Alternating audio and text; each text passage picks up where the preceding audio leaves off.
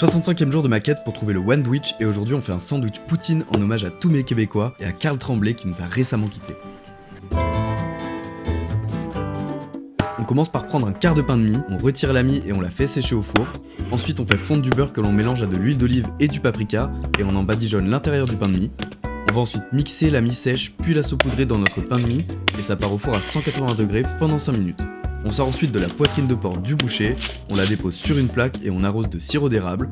On recouvre avec un papier cuisson et on enfourne à 180 degrés pendant 15 minutes. On la découpe en morceaux et on la réserve et on fait pareil avec de la tome fraîche du fromager en gardant quelques tranches entières. On va ensuite préparer la sauce brune. Pour ça, on verse 300 ml d'eau chaude auquel on ajoute un cube de bouillon de bœuf, 2 cuillères à café de sucre, une de moutarde et un filet de jus de citron. On fait chauffer et on prépare de la maïzena diluée dans de l'eau. On l'ajoute à notre mélange en fouettant bien, on poivre et on réserve au chaud. Ensuite, on va éplucher et découper en bâtonnets 2 pommes de terre.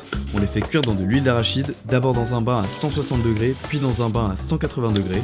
On les sale et on peut passer à l'étape finale.